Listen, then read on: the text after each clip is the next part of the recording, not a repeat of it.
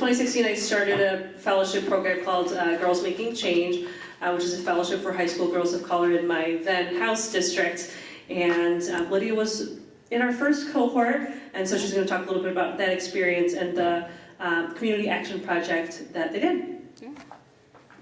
Hello everyone, my name is Lydia Maciel. I'm a Wayne State student. Hopefully I graduate in 2020, 2021, around there, with public policy and a minor in public, with a major in public, I forgot. Sorry, I'm a little nervous. I haven't done this in a minute.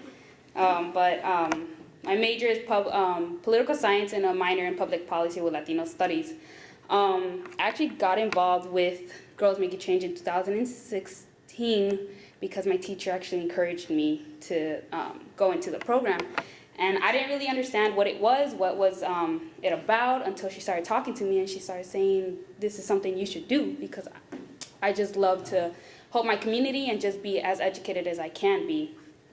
So when I learned about what Girls Making Change is, it taught me a whole different level of skills of how to be a leader, how to be organized, how to organize something.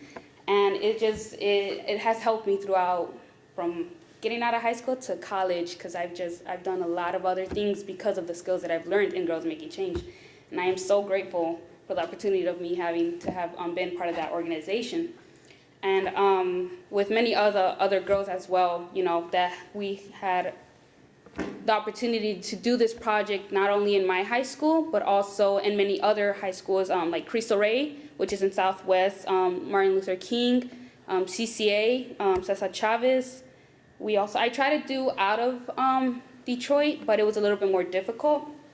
And our project was just bringing what sexual assault is and what consent was to many of the high school students. And believe me, I was very shocked when I would ask questions to the students, when we would do the surveys and we would look into the surveys. Many students, not just only freshmen, but even seniors who are about to go into college, where there is a lot of sexual assault that happens, didn't really know what it was, didn't really know exactly what consent was.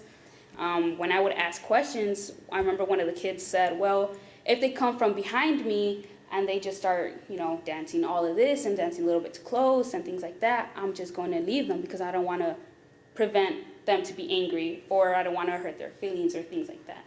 And when I heard that, I mean, this girl was only 15, and I just said, no, that's not right. You know, you need to learn how to say no, you need to learn what sexual assault is, and you need to learn how to prevent things like that, especially when you go into high school.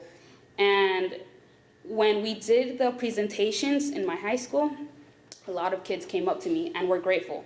They were so happy that we spoke about sexual assault, because I had 2 other girls who approached me and told me, hey, I've been sexually assaulted before and I've never talked about it.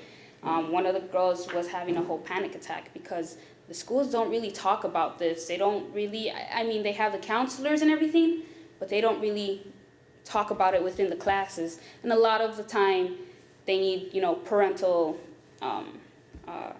what is the word? Consent. There you go, thank you. And I'm really excited that this project inspired Stephanie Chang and her team to maybe do this into a class for the high schools, because if we don't teach our kids, if we don't teach them out of school, then I believe it's the duty of the teachers to teach what the students don't know.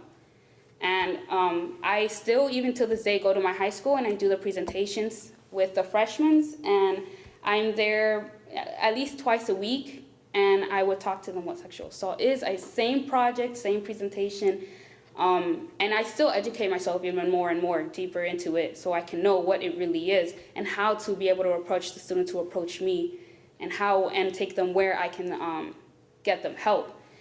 So I think that's a really big thing. A lot of teachers also don't know what to do in situations like that when students come and talk to them.